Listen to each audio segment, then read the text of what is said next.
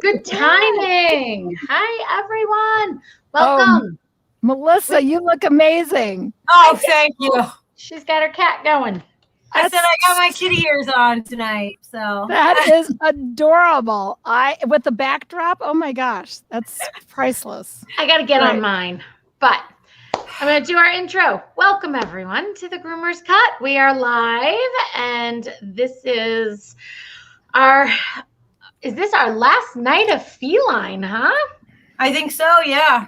Because then we're into talking July. Cats, I know, we're going into July. So tonight, for anyone who is watching for the first time, welcome. I'm Dara Forleo, Melissa Conti-Diener, Jennifer Bishop Jenkins, and we are missing Miss Michelle Knowles this evening. She has some family at home that she's with, so we will not be blessed with her tonight, but we will see her next week, and I'm sure we'll get an update. So if you're new to watching, please give Facebook permission with StreamYard so that we can see your name.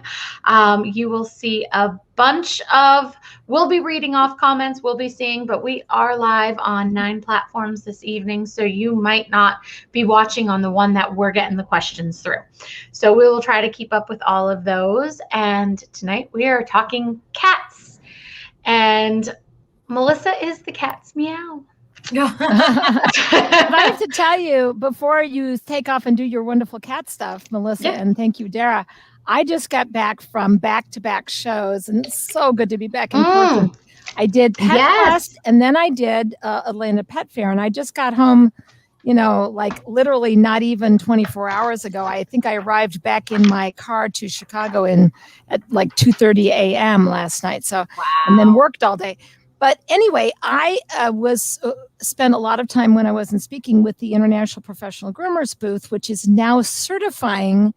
Yes. They've merged with Kim Racerson's wonderful group, and they were actually sharing a booth with the TICA people.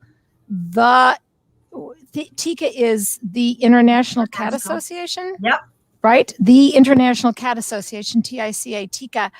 And they had the most amazing cat demos, cat posters. Like basically they had this poster they were giving away of all the breeds of cats, which I'm going to have framed. It was amazing. And they had these really mellow, beautiful cats that people could just come up and they just sat there on pillows and let people, you know, love on them. And it was just so great to see cats included in the Atlanta Pet Fair in a very big way. And people more and more realizing what a great, and I think, at least in my life, easier source of money it is. I actually find it easy money. That's me. Depending, yeah. I always thought the same as you, Dara. It depends on the cats that you get. You know, it's a way you cultivate your clientele. Right. You know, but all three of us are queens of the feline grooming. We all do felines, and Michelle included, even though she's not here tonight, she is also a feline groomer as well. So, and I do cultivate my clientele. Yeah, I have one little protege at my shop that is becoming quite the feline extraordinaire herself. Some of them that were 2-person jobs, she's like able to do them by herself now. She's just got away with them. Yeah. All of my cats are on a minimum of a 2-month schedule. Right. And I, you know, I rarely take new ones because most of the new ones that I get are calls from cats I just couldn't take because they're 16 years old and special needs, and they really need to be done at a vet. Right. Honestly. Yeah. Or in special circumstances where house call. Yeah. Right. I refer them to a wonderful house call. There's an amazing woman named Cheryl Woods who is with the National Holistic Cats Groomers Association, and she's in the northwestern suburbs of Chicago, and she is absolutely incredible. She likes her wine too. Don't we all? Yes. Oh, yes. Cheryl, I did that when they did the Feline Symposium. And they had one up in Portland, Maine, and I did that one. It was so much fun. Yeah. It was such a great weekend. Oh, that's great. I think it's all right. wonderful. Sorry, Melissa. I just wanted to. You're wanted fine. to affirm the presence of the cat stuff at the Atlanta Pet Fair. So I think it's awesome that we're actually really used to be that a lot of groomers were just strictly dogs, and they would be like, oh no, we don't even mess with cats or anything. And there's more and more of us out there that it's really a passion of ours, that we really do love felines, and so we really want to see that brought more forward, because there is a huge amount of people out there with cats. And Stephanie saw me in Atlanta. Yay. Thank you, Stephanie. That's great. And Sarah, Melissa, could you tell Sarah and other people how they can join some of these associations? I am on the Holistic Cat Groomer Alliance right now, and we'll be posting their link. So you ladies keep on talking while I do my thing on the side. Sarah does all her technical Sarah. I do. I'm fun. It's fun. That's what I'm good at. Yeah, I think that, I think it's just great that year after year, we just see little pushes, but it looks like this year has a whole lot more coming out in the show, in the sense of the shows, to really draw in us feline people as well. I mean, even though I'm not exclusively feline, I don't only just groom felines, but I mean, it is nice that those of us that do groom felines are being recognized, as a viable career choice, whether you do or, you book certain days that you only do felines, or however you schedule yourself. But tonight we're talking safety.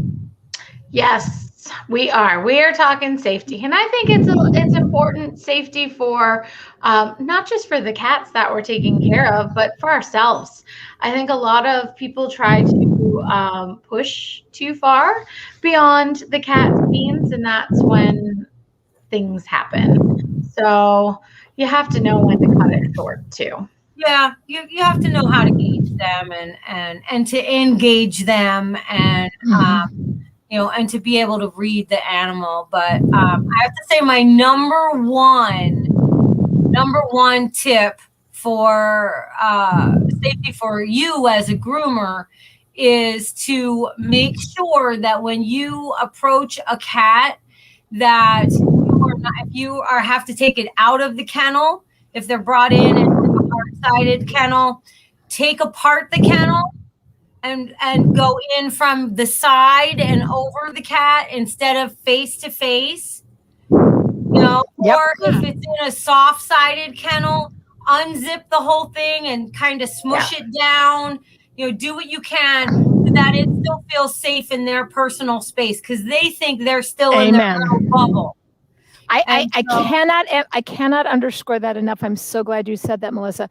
I actually made 3/4 of my clients already had this, but I started to retail the item myself, the soft-sided cat carriers with the top zipper, because every time that they brought me one of those little airline crates with a wire thing at the end that you had to reach in and get the cat out. Or it takes forever and a day to unscrew everything to get the tops off. The groom went to crap in about 2 seconds flat. I mean, there's something about that reaching in and that face-to-face and yanking them out of that hole. So now my cat owners are required, speaking of cat, here comes Lola Bug, walking right across in front of her. What did she just do? I know. I closed my door, so I can't have mine in here, or they will do exactly what yours just did. She just turned music on and everything. It was crazy. Oh, I know. But anyway, no, so anyway, I now require my clients to do the zipper top that the soft-sided with the zipper top, and I started retailing them so that I could, say, if you don't have this, I'm not going to groom your cat. One guy tried to come in with the old airline crate style one day and insist that I groom the cat, and so I let him talk me into it, and guess what? The same thing happened again. The groom went to crap immediately, because it's the minute I'm yanking the cat out or trying to turn it upside down or even to unscrew it, the whole thing just turned into this major So this is something that I learned through my research, through reading these veterinary papers and reading, especially with the massage stuff. I'm for both canines and felines. So I'm trying to uncover as much as I can about them. And one of the things that I read, I can't remember, it was through a veterinary journal, and I can't remember which one it was, and I don't have it in front of me, but they talked about the fact that cats naturally are burrow, like they want to be inside of things. And so if you went to get, say, a rabbit, like Angie Coates is in here watching us tonight. Yes. Angie's amazing with small mammals and rabbits and cats. They have that same kind of fear where, rabbit doesn't want to be pulled out either, and they try and go as far back as they can into that crate, because it's looked at as like an act of aggression, because they're both a prey. With cats, they're prey and they're predator. So they have this duality to them that really kind of makes them harder for us to read. And so when they do that and they retreat into those kennels, and when we greet them face to face as well, they're not happy about that. They want you to come up from the side, or over, or on top. Right, over top, because face to face is looked at as an aggressive act. And it's the opposite with dogs, right? With dogs, eye contact and a smile and letting them read your facial muscles. That's exactly what you want to do with dogs. So it's the opposite. Yeah. So, but it goes back to them being both predator and prey, and that hiding instinct. That's why, when you wash them, I've seen so many groomers wash them and then they put them in the kennel to dry. They won't blow them dry, but they, swaddle them and dry them, and then they'll put them in there, whether there's a little like fan or whatever on them. But if you notice, they'll always, always, always go to the furthest back corner that they can scrunch up and get as small as possible. And it's because it's part of their inner mechanism to protect themselves. Another safety thing that I've always heard, and Melissa, I'd like your expert confirmation of this, but that cats have more of a kind of a collapsing trachea here, and really, by the way, I've heard should not be collared. And it's not that their trachea is any different. It's that their skin and their muscle and everything about a cat is so much lesser than a dog. You know what I mean? More fragile, more frail. Right, more right. And so they don't have that thick layer of fatty tissue. No safety looping around. Never, ever around a cat. Yeah. Never. And in fact, if you ever did have to loop them, you would maybe under the armpit or something like that. I do I call it the beauty sash, how it comes across and then under the armpit. And then under the armpit, yes. Right. Across. And then you can also do figure eights. Figure eights is what I've always done. Figure eight.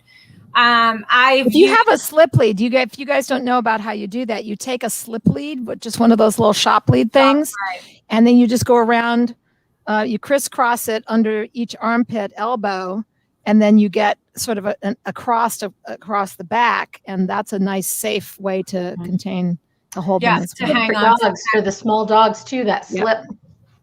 I've even used small, like the extra small Chihuahua size harnesses. The little harnesses. Yeah. And then I've flipped my loop around, my groomer's loop around, like knotted it through the little eye hook, and then took the part that is the actual clip and clipped that to the little harness. And then when I need to, maneuver around the harness, you can just, unhook it and move it how you need it. But that also helps as a restraint if you have a cat that's, just trying to go all over the place, but never anything around that neck. They want to leap, they want to be jumpers to begin with. So as soon as you put that around their neck, you're just giving them an invitation to swing, because they have no concept of that thing being on there. And, no, it's just a big safety precaution. Another thing is blunt those nails before you do anything. Right. I do it often while they're still in their cat container. Again, with the top loader, reaching down in, clipping the nails first before I then go out and lift them directly into the. I use the bucket bath method, and it has never failed me yet. There's literally not a cat that I cannot bathe inside those painter buckets because they love that sort of closed in, Angie's saying she does nails last. I do too. Do you, Dara? What's your thought process on that? I love when people have a different method. I love to hear what they, how they do things differently. I don't know what Angie's thoughts are on it, but please post. But I think they might be about the same as mine. I think that if the cats are automatically going to go on the defense, you take that safety away from them and they feel more threatened because you're already doing something. And sometimes, like with the dogs, I'll do dogs' nails last sometimes because they hate it. I do dogs' nails last. It's not worth fighting them to get the nails. If I can get everything else done and come back to it, then I'll do that. But sometimes it's just not worth the battle. Maybe I just have my cats really well trained because I automatically do that because of the risk of injury is much worse to me. So, and they're a lot more routine. That routine, when they learn your routine, they know. I mean, the dogs that know, if they're on your table and I've been grooming them for years, they know when they're almost done because I do everything in the same pattern. So and I think having a routine that they know is actually really important. So Tanya was asking about the bucket method. The bucket method, actually, I can't remember, maybe it's Terry DiMarino or somebody that taught me this, but you just take a 5-gallon painter bucket that you can pick up at any hardware store. It's a standard size and it's perfect for cats, most cats. Some of my Siberian forest cats will completely fill the bucket. So you don't have to put as much water in because they will displace a lot of water. And other cats that I have that are pretty teeny tiny, like my Scottish folds, I'll only do a half a bucket of water. But basically, I fill the bucket with warm, soapy water first, and before I lift them out of the carrier, and I put them right from the carrier right into the bucket. And I take these. I do like the tennis ball hold that my dad taught me when I was playing tennis as a kid, where you take these 3 fingers and 2 cat legs in between and just kind of hold on to their front legs like this. Okay. And so I've got, with my left hand, because I'm right-handed, I will hold the front legs this way between these 3 fingers. And then with the other hand, I just put my hand under their butt and drop them down gently into the warm, soapy water that's already there. And it gives them right off the bat, they've got you can't see my legs, but they curl up. Cats in a bathtub, in a dog bathtub, or a human bathtub, their arms are going to be like everywhere, all over the place. And this tight, closed in, contained sides and just their head peering up over the edge and, me holding their legs and I'm just washing them with my hands, using a little bit of a wash rag around the face. I literally, there's not a cat I cannot bathe, no matter what. It's amazing. It's never failed me. They like it. They relax. It's it's the same concept of why we like to leave them in their kennel when we do, if you can work with them within the kennel or the carrier, it's that same kind of concept where they feel safe because they are enclosed. Exactly. So I hope that explains it, Tanya. And then I lift them out gently, rinse them with lukewarm water, and I have a bucket of conditioner, a bowl of conditioner ready, and I just work the conditioner in, rinse that off, and then I do the little kitty burrito where I, do that swaddling towel wrap at the end. That's what I was just going to talk about was, that I think that's another big safety thing that that I utilize. I know most of us do. I've seen, I worked with Dara, so I know how Dara does things. And so that you don't have to scruff and you don't have to be really heavy-handed with them. If you get your towel wraps down, your holds, and like what I call the burrito, a little burrito wrap. Yeah. Those things, you can move the towel. Do you have the towel wrapping video? Is there a video? I don't have it. Do you have that towel wrapping? I don't You have my copy. I do. You sent me that one. I do have that DVD. Yeah. Yes.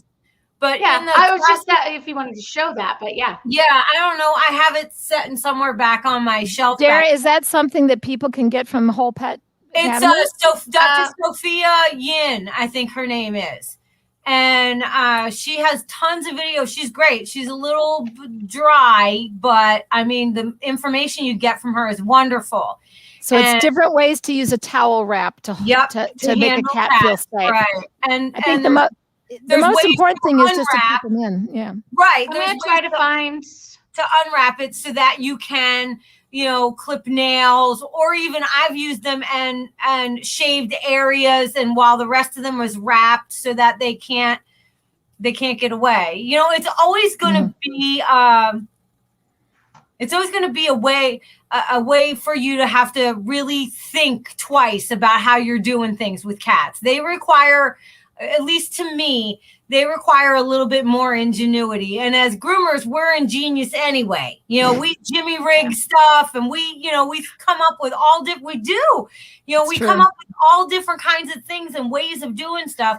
And cats contort our bodies in ways that they're not meant to make sure the dogs and the cats are not uncomfortable. Right. So it's definitely something that we really need to do is learn and know those towel wrapping techniques, and then adjust them, because it's never one size fits all.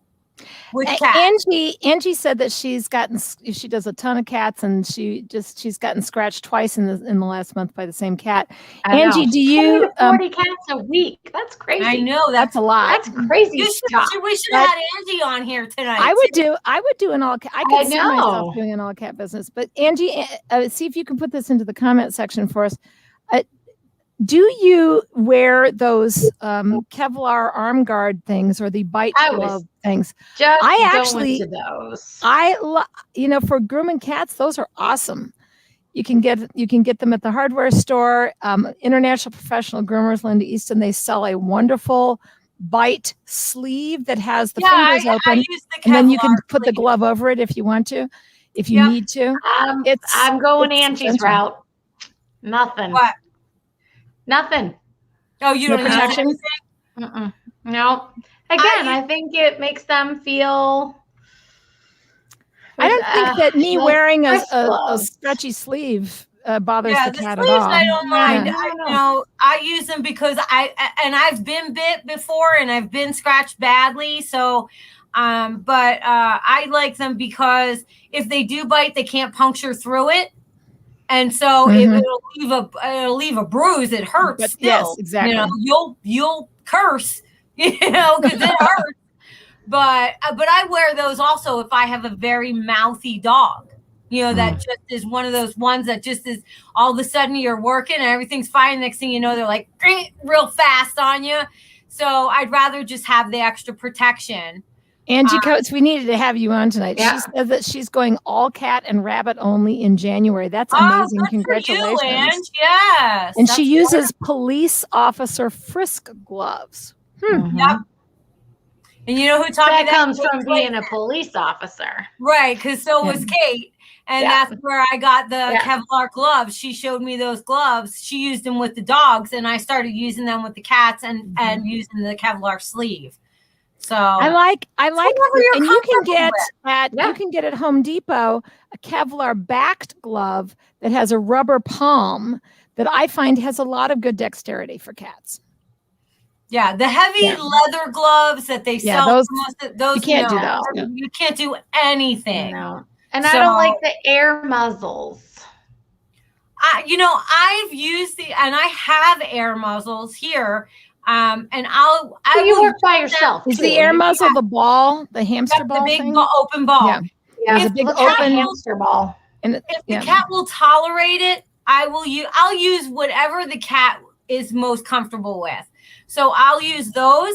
If the cat's not comfortable with that, I'll use an e-collar. Mm-hmm. My favorite thing, and if you've seen any of my cat grooming videos on my site, on my Facebook page, I love the inflatable Kong e-collar. It's like a rubber tube around, but it's made of cloth. Yeah. And she likes the happy hoodies. If they bite it, it takes a lot to puncture it. And those claws have to be super sharp to really puncture it. And yet it's soft. It's like a pillow around their neck. And it's like a travel pillow around their neck, and it has a little Velcro on it. And it's easy to just turn if you have to get an area that's, covered, and you can easily move it around. But go ahead. I was saying, Angie said she also loves the happy hoodies as do I. That same principle of the burrito, the towel wraps, they find that comforting. The happy hoodies, and any of these things that help them, snuggle in. Absolutely. I like using my little tiny tables. I don't like using much the smaller big tables. table. I love my little, what's that? You know which one, Melissa? The little, the little tiny. They use them in the showroom. Yeah. Horrible. Yeah. I think it's isn't it by Kiss? I have one by Kiss. Yeah. I think they're all making them that size now, right, but it is. And that's fantastic because they don't have anywhere to go. Paws on each side, and they're just like, right. Oh, okay, here we go. Now, one of the things that I really like to do is, which a lot of cat groomers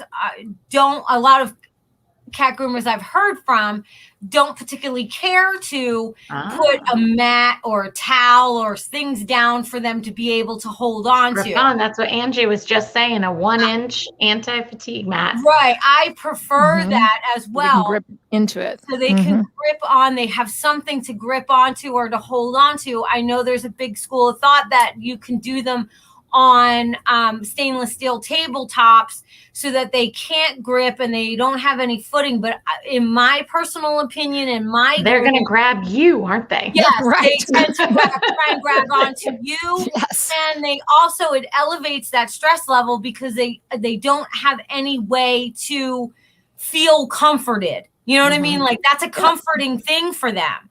So and Angie agrees with you that they are happier with a grip, and I do. I use a big thick towel, but underneath my big thick towel, I have a paw mat. So right. Yeah. So I totally recommend that give them, and put a towel if you're going to use the bucket method, or like I use a basin, anything like that, or one of those tubs that you pack away your stuff with, those Rubbermaid tubs. I've used smaller ones like that. You can throw a towel in the bottom of that for them. Because those back nails are going to come out. They're going to stand up and hold on. Mm-hmm. But I've even done as much as put the towel in and drape it over the side so that they have something to really, attach themselves to. So I just try and give them as much comfort as they can, handle, because. And then a couple of other safety things, and see again if you all agree, just based on that. I haven't had a lot of official cat training experience, although I am going to get it. I'm very determined now that IPG offers the Cat Master. I'm going to be getting my Cat Master as soon as I finish writing my 15 code types book. That's next on my to-do list.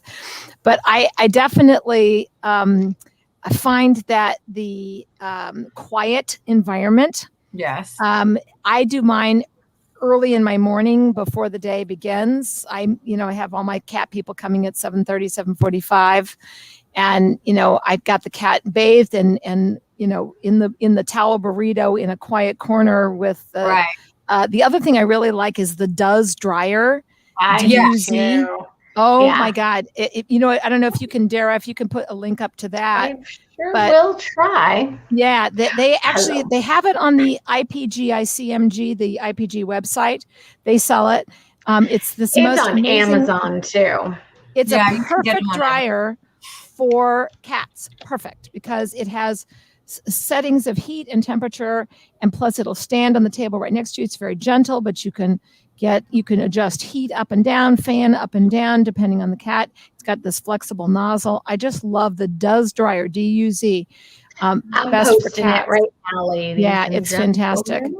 And I also find that temperature issues with cats, the water temperature has to be, they are, dogs have thin skin, cats have paper thin skin. So you want to be really careful with metal tools. And temperature sensitivity. Melissa, do you do just kind of a lukewarm water?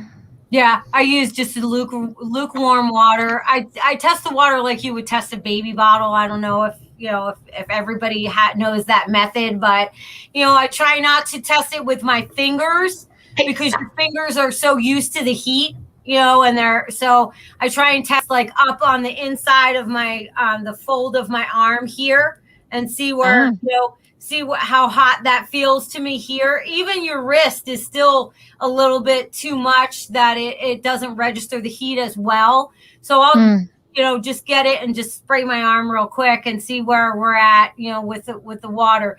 You want it lukewarm, you want it room temperature, because cats will go into hyperthermia or hypothermia very quickly, either overheat or get too cold too fast.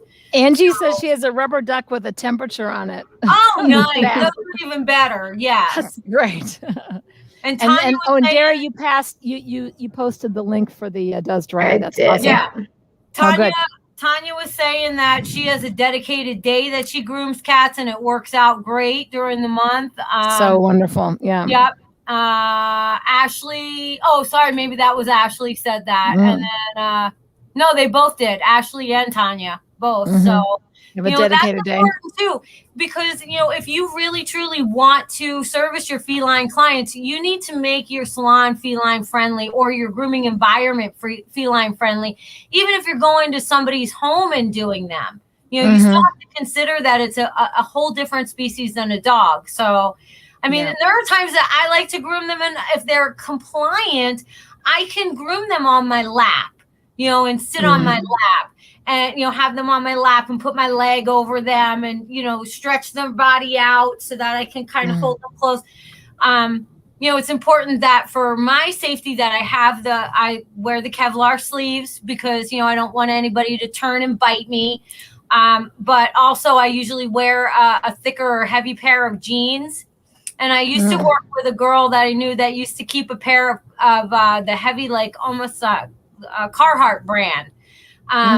Pants that she used to put on before she would do them, and she used to sit on the floor with them.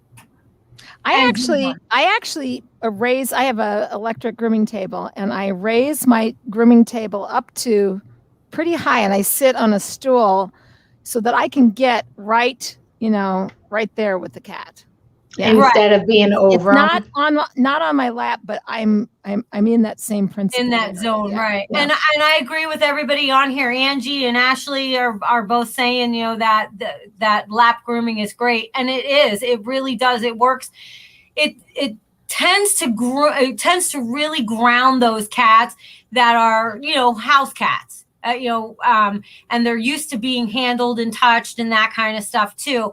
So it's nice. Sometimes when you get cats in that are a little bit more feral, or haven't been exposed a whole lot to humans, they tend to do a little bit more better on the table, only because they don't quite understand that energetic connection with the person. Why do you have me flipped up like this? And why, where house cats tend to be a little bit more tolerant of the lap grooming or floor, because I've sat on the floor too to do them. So, but safety first. Don't ever try and force a cat to do something that it won't do, it just will not do. Yeah. And I think Angie makes a good point. She's one cat that can't be on a table. It has to be on the lap.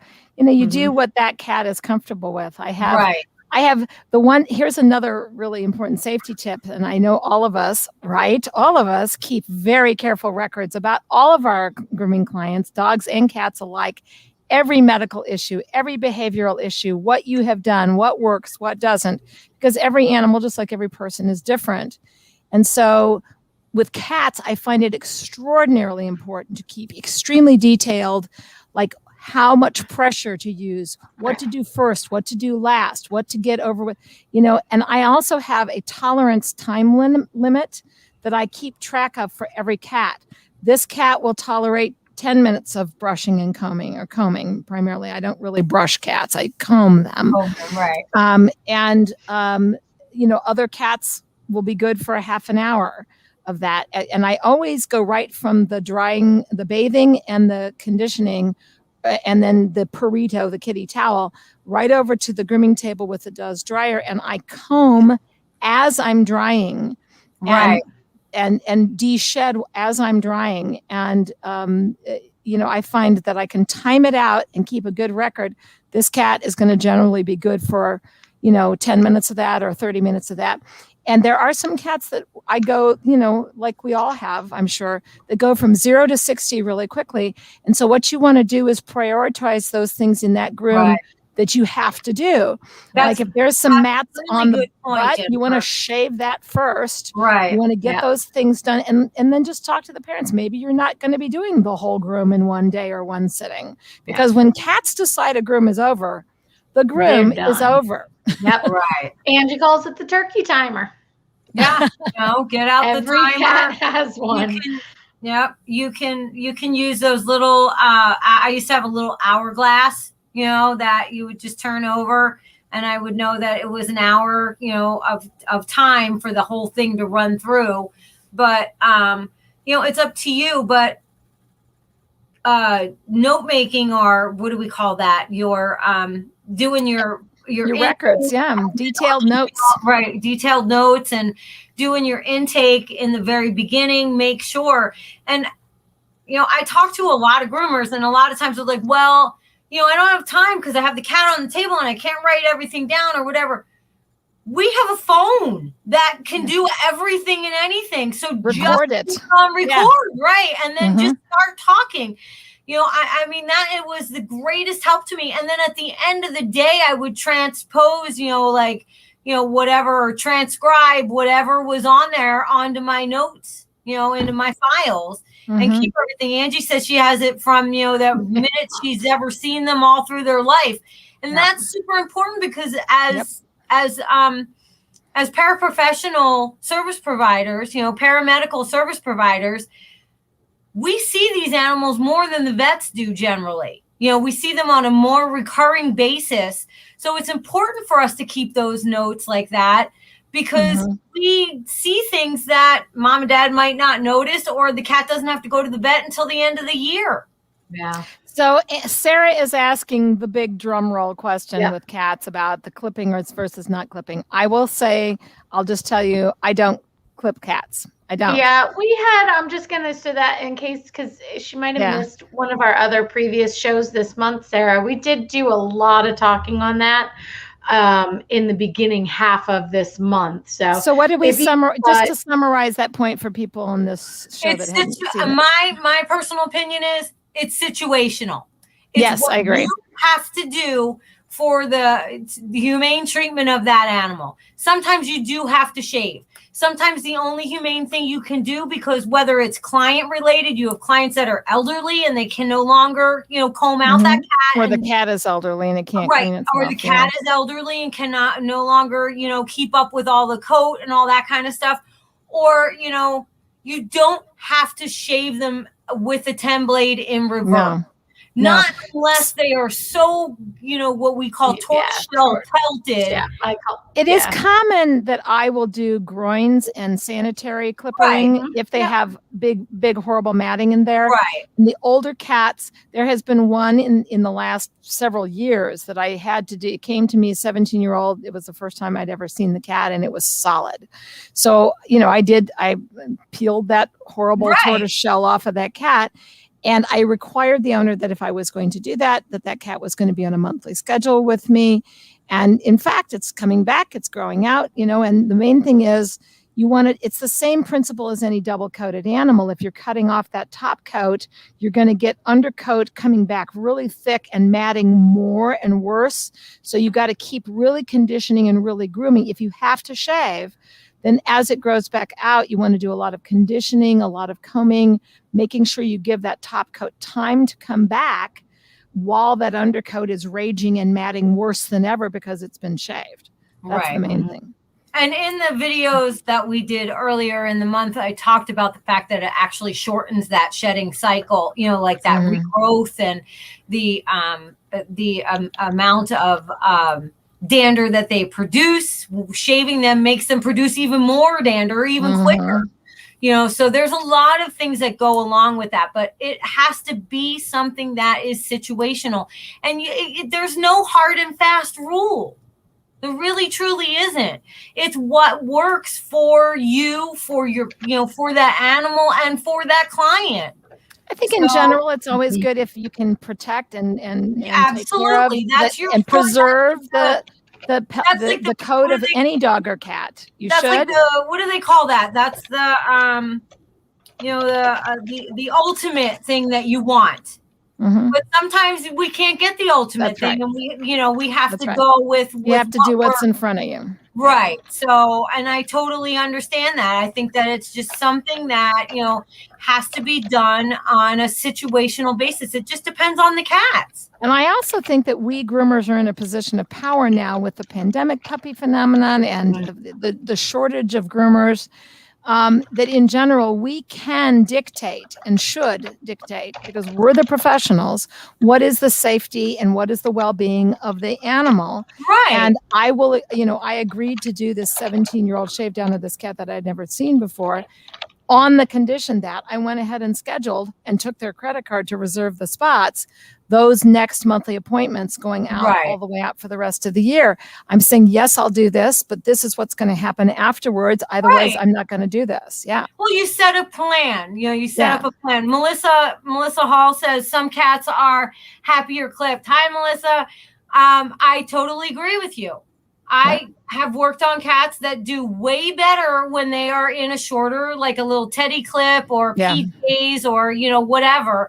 And then, some cats do not respond well to it at all. So it has to be looked at as an individual thing. It's just like anybody. If I went to Jennifer's hair salon and I said, do my hair exactly like Jennifer's, and now I have 4 hairs on my head and it's super thin and fine, and they say, well, okay, but it's never going to be the same as Jennifer's, because every animal, like different person, is an individual, and especially cats. But in general, it's not good to just routinely shave. No, it's not good. Yeah. It can be very destructive to the skin and coat, and to the animal itself, detrimental if it is, kept shaved very, very short, close, that kind of stuff. And then also the metal tools can also really, really tear easily. Skin, yes. I saw this happen to another person who was working on a cat near me as she was trying to get some mats out by brushing them out. And so, when there's mats on a cat, I will spot cut. I will cut them out with a clipper. But it's real, and those are not usually a problem. And I try not to use the Bravoras because their coat is so thick and coarse that it just drags. Like a regular full powered clipper is gonna be stronger in the cutting. I agree with you. More torque in the engine. Yeah. But I watched in horror as a split line in the skin just opened up literally like the parting of the Red Sea. It was horrible watching, she was cutting through this mat, the skin came with it and it just opened up like. And you know why there's no blood when we do that? When that happens, you don't see, there's no gushing blood. But you see the skin has folded open and you can look right in there, because cats do not have that Oedipus, that super thick fatty layer with all the blood vessels in it. All those blood vessels and everything running through there like a dog would. And so it opens that up. And so we have to be aware of the fact that even the pressure that we use, just if I'm shaving a dog, the pressure I'm going to use on a small dog, even a little tiny, 5-pound poodle, it's going to be more pressure than I would put on a feline. Yeah. I love thank you, Angie, for that. And Angie said the ideal is always a bath and brush. Yes, and that was very good. Cats is never to push down on the clipper. You let the clipper do the work. You never bear down. That's great. Right. That's so great. Absolutely, Angie. That's a perfect point.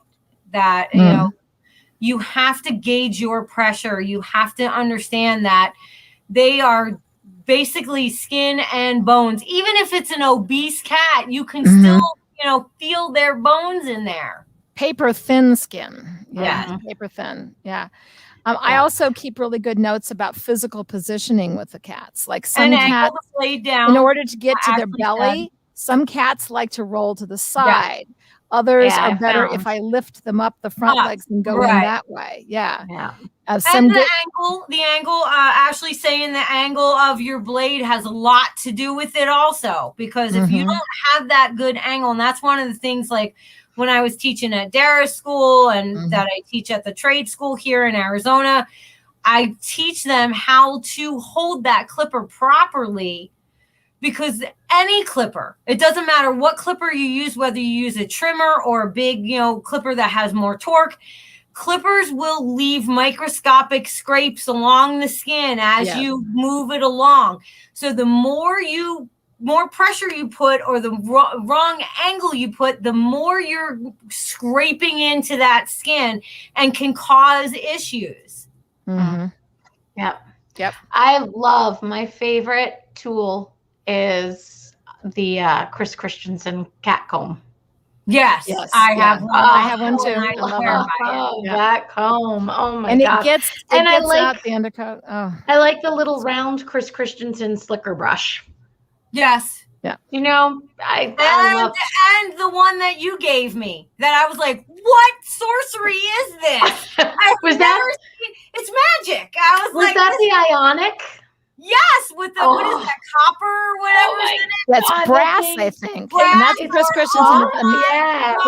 It's like a round. It's got boar's hair or something around the outside, and in the center, it's got the brass. Those are my 3 go-to for cats. I was like, Dara, this is magic. They must produce these with wizards in a castle somewhere. Yeah. I know a little bit of something. That was an amazing gift. That was one of the many things that Dara gifted me, and that I absolutely love. Not unlike some of the other things, but that was just like a game changer. I have a black just a regular domestic short hair black cat named Mr. Black, and I run that over him, and he just he is just like shines from. It does make them shine. It works so well on German Shepherds after they're nice and dry, or Labs, or Goldens. I love it on your smooth-coated breeds. The Irish setters, Beagles and Boxers and Dobermans, and I love that brush. Put a little bit of oil, buff it in. They just gleam. Yeah, that thing works amazing. So that's a tool. We talked tools last week, but that's a tool that I got to throw that one back out there though, because I love. That was a game changer. I had never used anything like that before, so that was totally a game changer for me. I really like that one. So may I ask if what are we if this is wrapping up cats? What are we doing next month? Are you ready to share with us? I'm glad you asked. We have been about everybody else. Now I get to come back and be about me. Yay. All right, hold on. I'm pulling it up here. Next month, I am so excited for rock solid culture, employer and employees. Oh, wow. I so need this. I tell you, I love the business. I know you guys love the grooming, and I think the business classes. I just got back from the Atlanta Pet Fair. The business classes were amazing and so helpful. So helpful. I think everybody needs to just get different viewpoints about business. Even if you work for somebody else, you're still cultivating your own business. Yeah. Pretty much everybody in the grooming industry is either an employee or self-employed or a boss of other employees. Yes. Yeah. So we're all in business. We are all in business. Yeah. I know it's going to be July 5th, and it's going to be a lot, but back in January, we talked a lot about goals and goal settings. Mhm. And we had a link, and there were some goals, and some groomers in that had posted. So I do want, for anybody who's watching that posted their goals, I'd like to revisit that and see who has accomplished what they've set out for. And if they've done that, because we're at the 6th month and this year is almost halfway gone like that.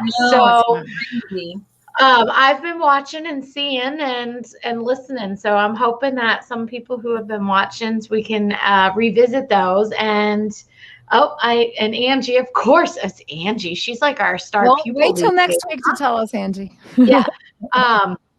So yeah, maybe Angie, you want to come on the show next week and tell us about your goals and how you did, because I know what my goal was, and I think I nailed it, but we'll see.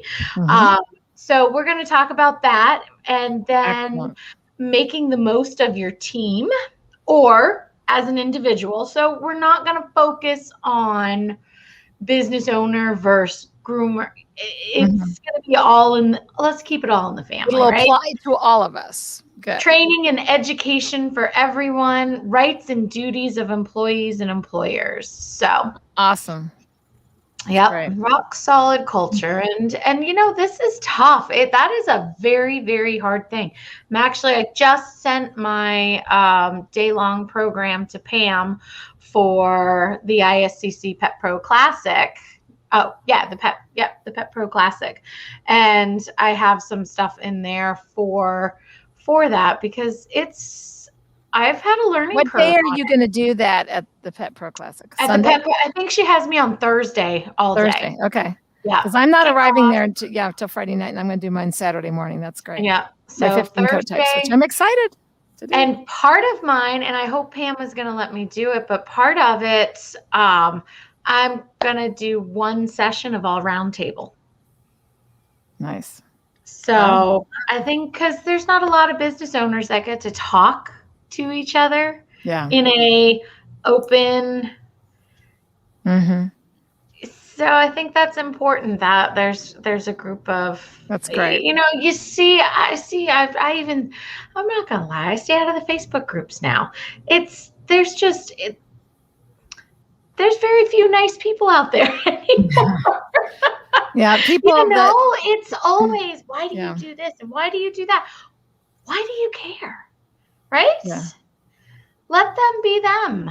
If it works for their business, if it works for, everybody's got to do their thing. So yeah. Well, I look forward to that. That'll be great. Yeah. You got a whole month, Dara. We got a whole month, because you guys, I mean, you, Melissa, with working with students, that's a whole different ballpark, and just trying to find people these days. I did Lori and I did 6 interviews today. Wow. Can I close with a little plug before I have to depart? Which is that on Sunday, July 11th, I'm going to be doing an online version of my 15 coat types, expanded full 3-hour version.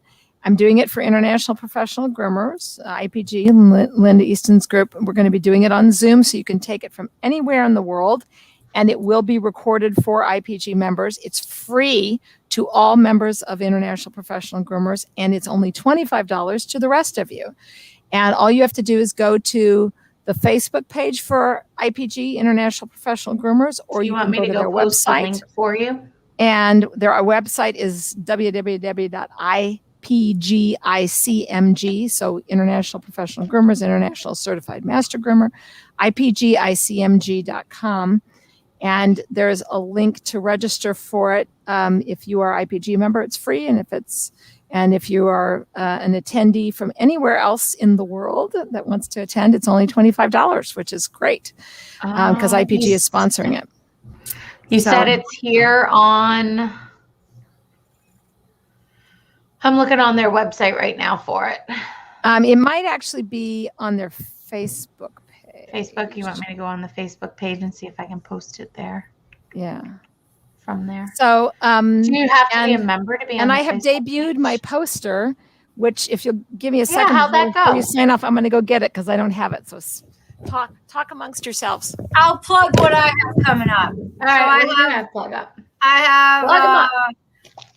the 11th and the July 11th and 12th. So we have the Groomer Health and Safety Summit. So I'm doing a 3-hour intensive on the diet, exercise, and motivation roller coaster that all of us busy groomers struggle with. So I'm going to talk about how you can prioritize those 3 things: diet, exercise, and motivation, and still get those things done within your busy day and still not have to work hangry and, you know, have all the stuff that we do that we normally just work through. And so are you saying no more Taco Bell DoorDash? You can do Taco Bell DoorDash. You certainly can, but there are things that you can do to help your body, you know, process that kind of stuff. If you're going to eat that from DoorDash, then I'll give you a substitute to do later in the day. But yes, To make up for all that. I'm taking all that stuff into consideration. And then, of course, I'll also, with Jennifer, I think we'll also be at Groom Expo West. I'm doing the canine massage course, the certificate, and I'm also doing the holistic groomer 1-hour course. So I'll be there for that. But coming up is the Groomer Health and Safety Summit. And that's through Mary Aquendo's site, the Positive Education. Angie's going to be teaching, Barb Hoover, Chris Anthony, Kate Clayson, Mary Aquendo, me. I think I got everybody. So that's a big one, and lots of information on that one about groomer ergonomics and choosing the right tools and all that kind of stuff. So on top of the fact that they're going to delve into groomer safety, like safety preparedness, like disaster preparedness and those kind of things. Yeah, planning. I know. Let me see. I want to see it, Jennifer. Oh, where's your...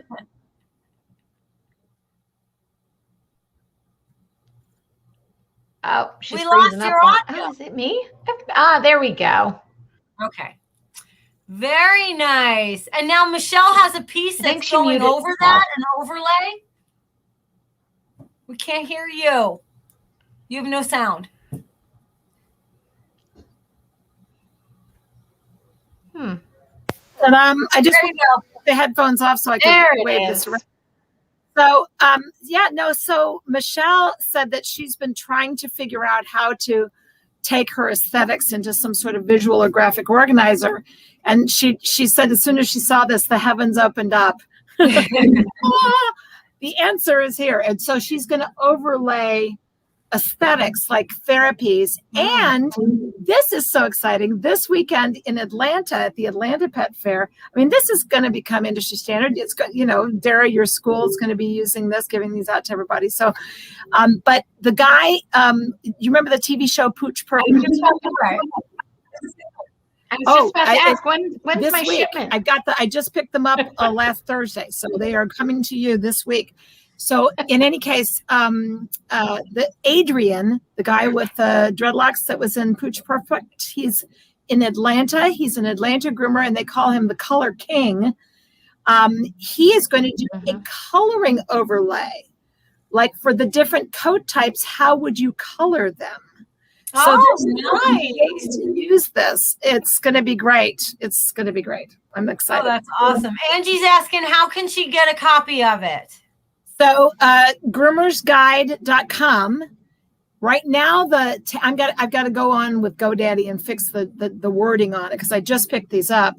But basically, there's a way to pre-order. It says pre-order book, but it's going to be this. And I'm just going to change the words on the website so that it's clear. It's $19.95 with shipping included. And at the shows, when you pick it up, it's $15. But it's $19.95 at groomersguide.com. As soon as I change the little button on the page, you can do it now, but the button says pre-order the book, and actually what it is the poster. So, gotcha. So anyway, And then Very nice. Sarah, I'm just going to post your link though, Jennifer, just so it's here. Okay, very good. Oh, well, I'll start putting them in with all the. So Yep. we'll talk. Yes, absolutely. All right. There we go. So it's all posted. All right, ladies. Well, have a good 4th of July. Are we set for Monday? You think Monday's going to be okay? You're not doing anything? Are you guys taking the day off? No, I'm open. July 4th is falling on a Sunday, which is our day off. Sunday. Yeah, 4th of July falls on a Sunday, so we're not even days off this time. We're sticking to a week. Woo! Girls are getting a break, so we're shut down for a week. But see you all next week. Yes, I'll see you all next week. Everybody remember to stay on board for these cool closing credits that Dara did. They're so awesome. I know, she does do a cool one. I don't know, we lost you guys. There we go. Dara's having some internet. Dara, you just need to be to like New York City where your internet is. You're either always in Kentucky where the horses are, where there's good internet, or you're out in beautiful New Hampshire near the ocean where the internet is questionable as well. It's rough. I've decided I could never live any place where the internet's not